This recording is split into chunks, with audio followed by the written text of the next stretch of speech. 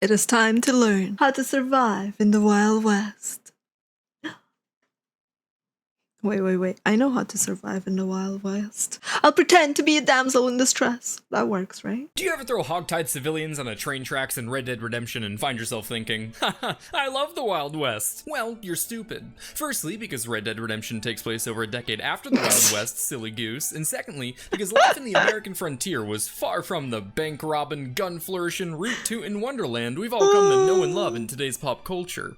What? Are you telling me that all the things that I see on TV are just made for my entertainment and not the truth?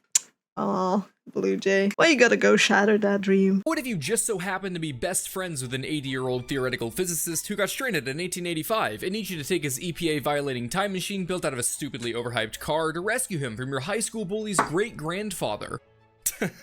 Don't you worry, kiddo. Seeing as how this situation is all too likely, I decided to put together a little guide for all you McCree wannabes to show you McCree wannabes! Ooh.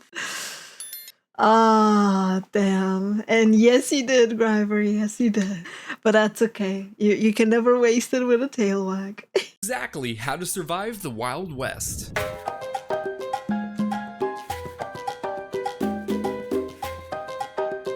Hi, BlueJay. Here we are, Alex, the Wild West, the area of the United States that's vaguely defined by historians as being somewhere, the stunning landscapes of somewhere. Oh god. with rich resources. Massive herds of Hi, American CD. bison roam from the Great Basin to the Appalachians, while the expansive flatlands find themselves home to enough corn, beans, and squash to bring a tear to any Midwestern grandmother's eye. The geography ranges from grassy plains so large you might just call them great, to mountains so rugged you could even say they're rocky, to deserts so arid they've earned the rank of being the second hottest place on Earth. Second only to Markiplier's OnlyFans. And, of course, to accompany all these diverse ecosystems and resources are an equal number of diverse American Indian cultures to live off them. God. Oh my gosh, this is beautiful. You're right, this is not how I pictured the Wild West at all. So do I just, like, give my resume to a chief, or... Nah, hold up, don't go all dances with wolves quite yet, Alex. This piece of junk took us too far back. Just gotta calibrate this flux bullshitator. Okay, good to go. Hop in. See you later. Ah, that's more like it. Welcome to the Wild West. There's Despite nothing its here. long-standing history, the archetypal Wild West period refers to only a small stretch of time between the end of the Civil War to the 1890 census, or the early 1900s, depending on which smart people institution you ask. But now we're standing on brand spanking new American territory, baby.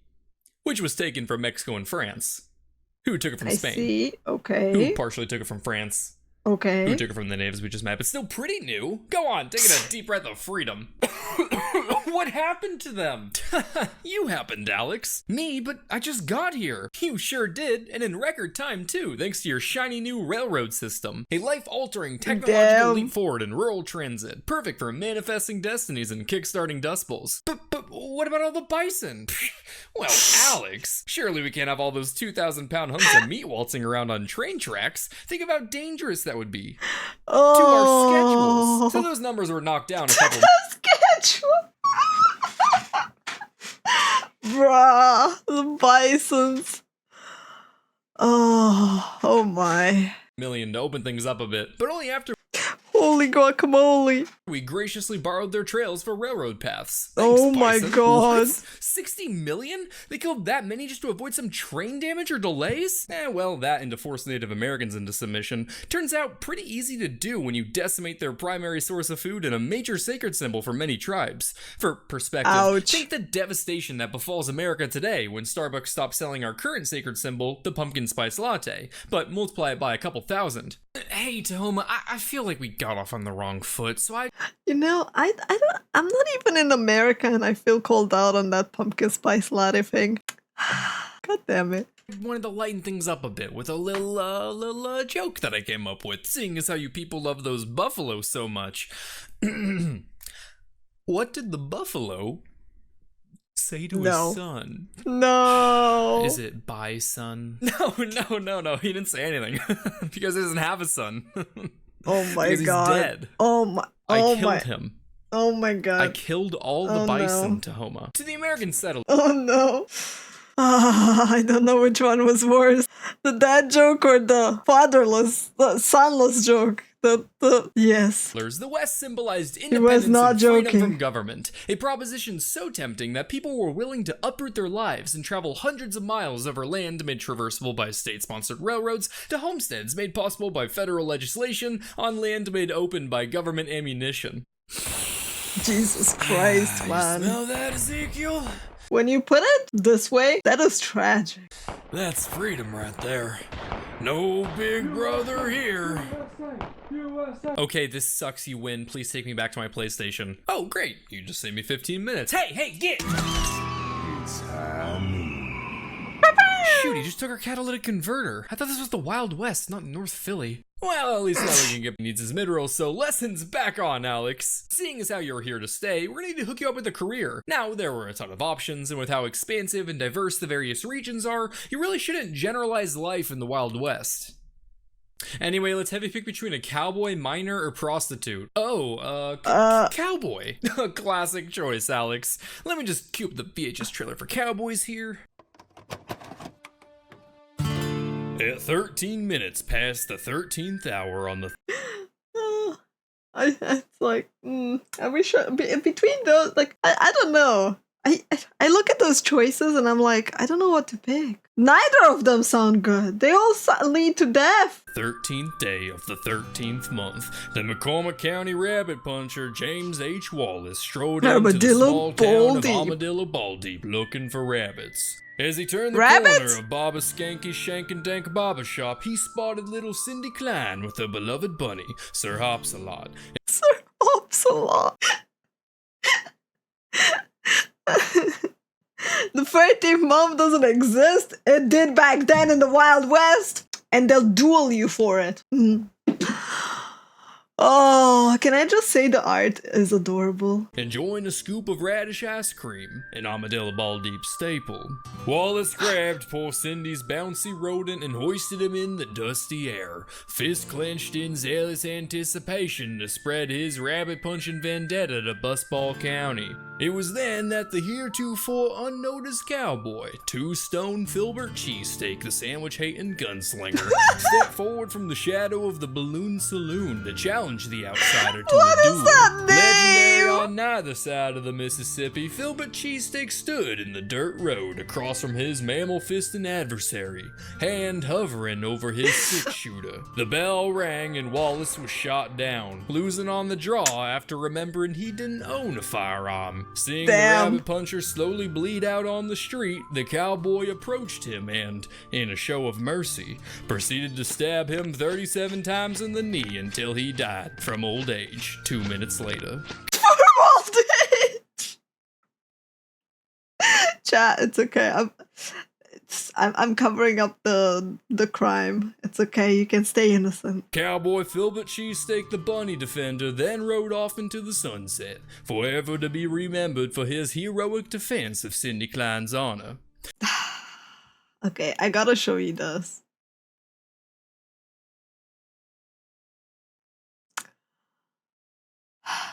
By shooting and stabbing an unarmed foreigner. Well, Alex, what'd you think? That's awesome! I'd love to be a heroic gunslinging cowboy. Pew pew pew pew pew pew. That was awesome to you? Oh no, that's just a teaser for a Western film I'm making. That's not what a cowboy is. What you just witnessed is the modern interpretation of an Old West cowboy, made popular by Hollywood and dime novels. A valiant and mysterious gunslinging nomad who traveled from town to town to bring justice, often while fabulously dressed. But in reality, all this that's what a cowboy does is the name itself. You heard cows. Well, this sucks. Don't speak too soon. This is probably the most chill part of your entire workday, which is about 15 to 20 hours, by the way. Your day of cattle driving, horse wiping, and repair providing was lonely and dull, which might sound like a dream at first to you introverts, I know my audience, until you take into account the pay of $25 to $40 a month, exhausting manual labor, and feeling almost as disgusted with yourself as I hope KFC's head chef feels. You'll get 6 hours of sleep at most, and unlike your working life, you won't be lonely in your bedroll. Your horse is your best friend until one wrong move turns you into its best training wheel, and of course there's the cowboy's worst nightmare, the stampede. Thousands of pounds of moo meat charging at top speed, crushing everything in their path, and all it took was one small spook to set one off. Well, that sounds, yeah, she sure knows how to sell me on that job. But really, cowboys were literally cow wranglers? Huh. The more you know. Craig, they hit the Pentagon.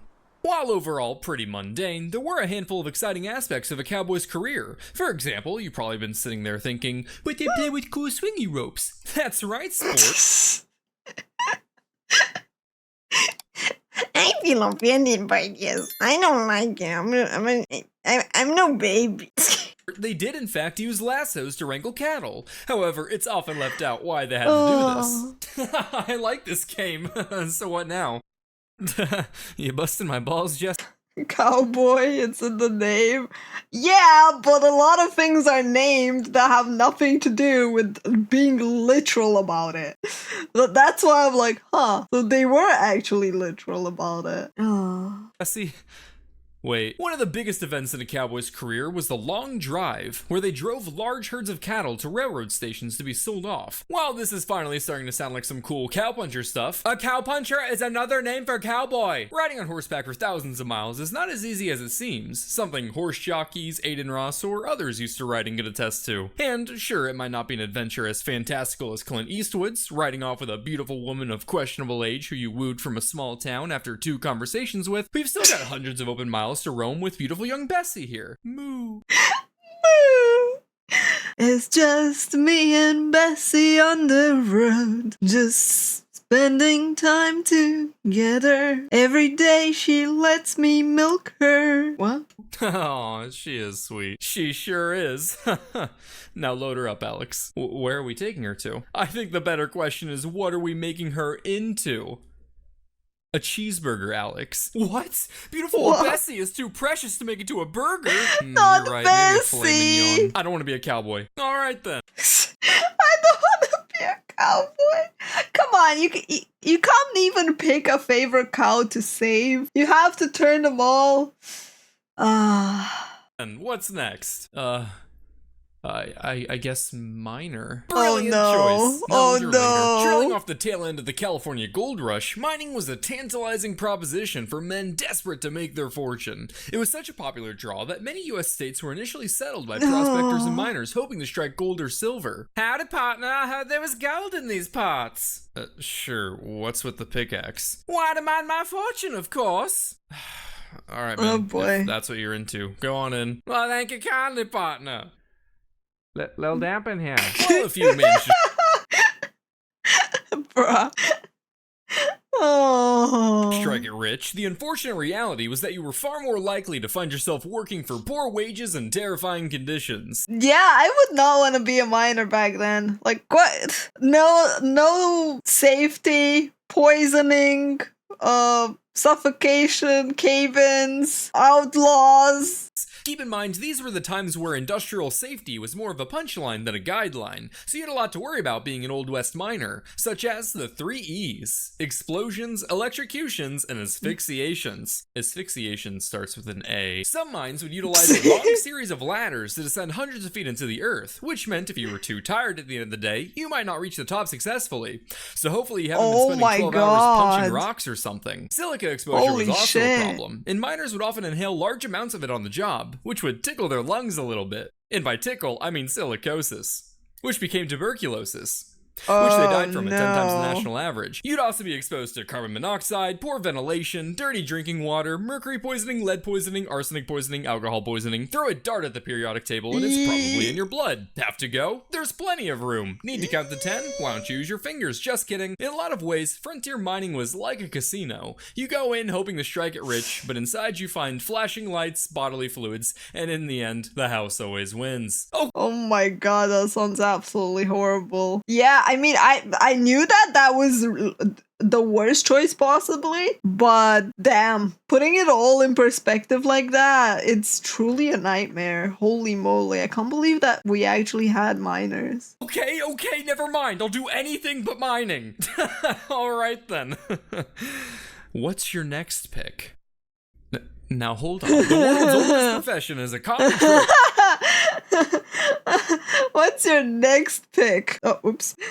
What's your next pick? Well then. In Western films, but their prevalence and impact tends to be a bit overstated. For example, the popular idea that prostitutes were the first people to arrive and develop the West is more folklore than fact. In reality, they often waited until a community was more developed before, setting up shop, if you will. Most women in the West pursued a variety of enterprises to make money. But don't you worry, Alex, hookers certainly did exist. And while it wasn't most women's profession, less competition means more clientele. But why choose a scandalous life? Well, maybe you're a widow in need of cash, or a savvy entrepreneur looking to score big after a crypto ranch didn't pan out. Either way, you came to the Wild West for the same reason as everyone else: opportunity and glory. Holes. For work, you've got quite a few options.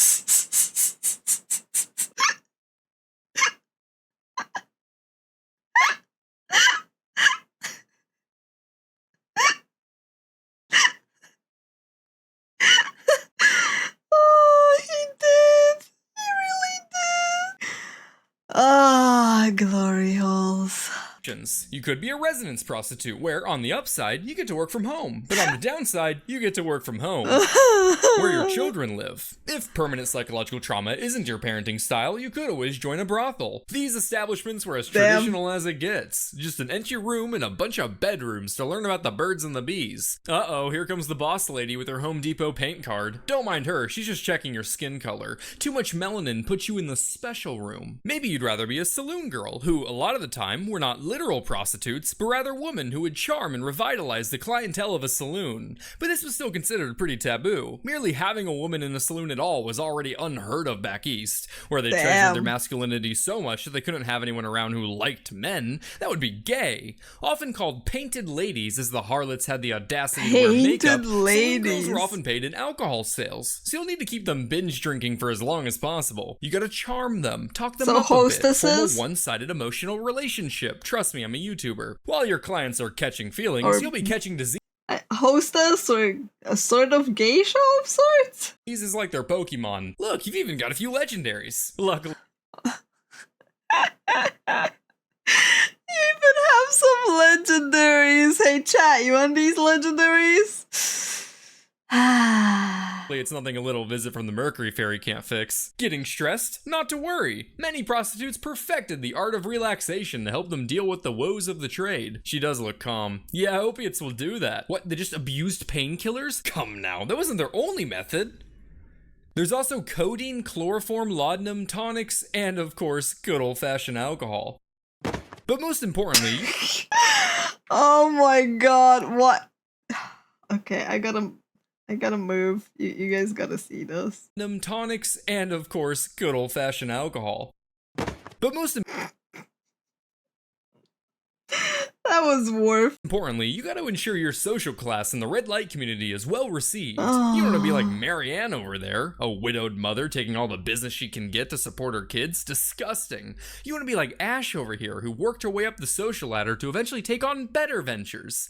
Like owning prostitutes. Freedom is the ultimate goal of all red light women, after all, and all it takes is a little elbow grease, business savvy, and not being Chinese. You know, some things have changed, but some things haven't changed even today. I don't know how I feel about that one. Assuming you secure a job, you now gotta find a place to live. Your options, of course, will depend on the region, and if you're far out in the frontier, you'll need to get your hands dirty and build your own house. If you got trees around, you can build yourself a log cabin. It's pretty simple, really. All you need to do is gather up several tons of stone for a foundation, chop down dozens of trees by hand, and lift 500-pound logs in the place all by your lonesome. You know, this thing right here, this is the shit in my survival games. I love doing that. Ask me to do it in real life? Nah, I'd rather cowboy. But in the end, you'll have a roughly 10 by 20 foot cabin, which is plenty of room for you. And your wife. And your 10 kids. Recycling stuff from your journey out west will also save you a lot of time. Empty barrel? That's a rocking chair. Storage trunk? How about a dresser? Dead kid? You mean fertilizer. All in all, my god! on! BlueJay, did you have to? Cabin will be cramped, cold, and pretty much just block the wind a little. But hey, if the Unabomber could live in one, so can you. But out on the plains, you don't have any trees. Just a bunch of grass, really. So the settlers had to coordinate an intricate supply chain effort to source materials. Nah, they just used the grass. Introducing the sod house, which is one letter off from sad. Much like your first time playing Minecraft, a sod house had a pretty creative design. Your floors were made out of dirt. Now for your walls, let's use some dirt. As for your ceiling, better go with the classic. I see where the Hobbit got inspired from. Dirt. You can practically already see the smile on the wife's face when she sees this. Here we are, dear, our new home. This? What is this? A sod house made out of high quality dirt imported all the way from the backyard. This is disgusting. Why on earth would you drag our family out here to live like pigs? This is what you wanted. You always said you wished we were dirtier in bed. Despite the near total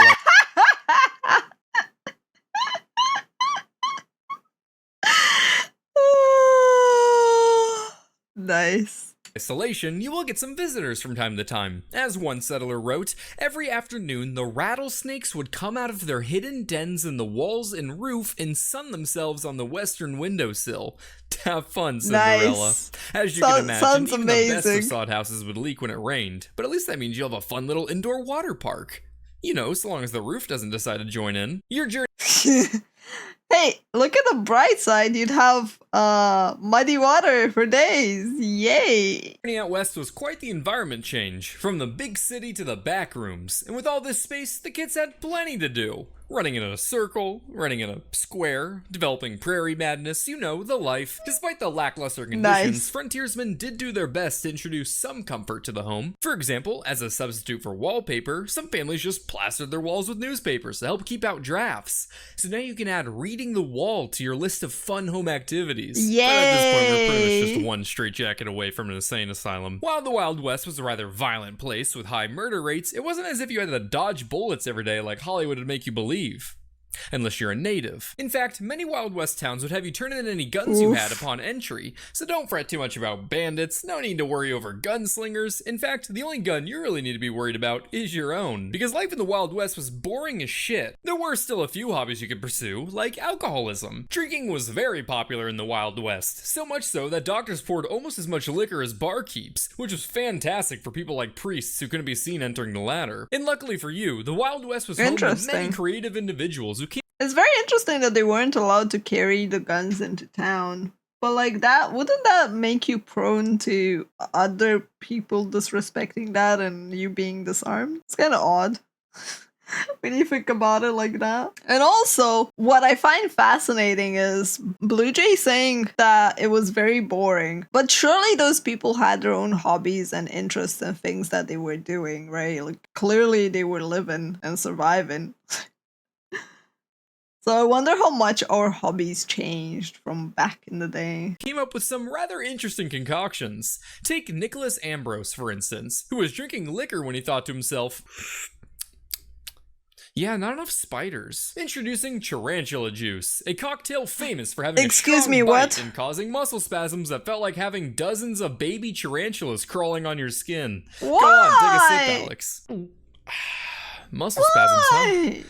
Sounds like something a sugar rush would do. No, it sounds like something a neurotoxin would do. And that's because this fun little potion was made up of wood grain alcohol, rosin, tobacco juice, sulfuric acid, hydrogen cyanide, and everyone's favorite rat poison, strychnine, which is making its third appearance on this channel. With all those flavors, tarantula juice was said to produce effects similar to methamphetamine. Now, if you aren't in the mood for lockjaw, you could always go for a classic drink. But be careful, ordering liquor out here was kind of like playing Minesweeper. Uh-oh, looks like someone hit a mine. Don't worry, you're not gonna explode. I think.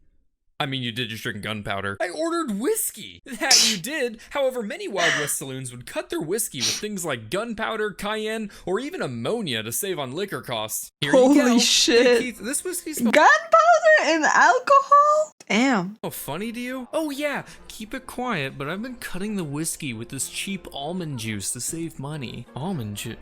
This is ammonia. Like to unclog a sink. You can't be serving this to customers. My cells hurt. Let me see that.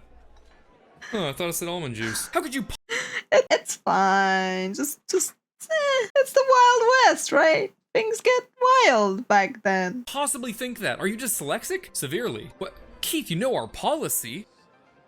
Sir, I still Report haven't seen any dangerous disabilities. accordions. Gee, Alex, you're not looking too good. Well, fortunately, we'll be able to fix you up at our next stop, the local medicine show. Combining healthcare and showbiz, these exhibitions featured a traveling salesman who would use entertainment to draw a crowd and peddle whatever poppycock miracle medicines they had on hand. This entertainment Gotta can love include everything those, from the storytelling to charlatans. magic shows to freak shows, which I covered already in this little guy. These acts would continue until the salesmen sold off all their patent medicine, which weren't actually patented, but the word sounded cool, so they used it anyway. To help prove the effectiveness of their tonics, they would often insert paid actors into the audience, who they could then pretend to pick out at random to miraculously cure of all their ailments. Gather round, folks, and feast your eyes, for I've got tonics, treatments, and dyes. As for your ailments, do not fret nor cry, for I have arrived, Mr. Dr. Delight. What And incarnation the did he say? assistant Midnight.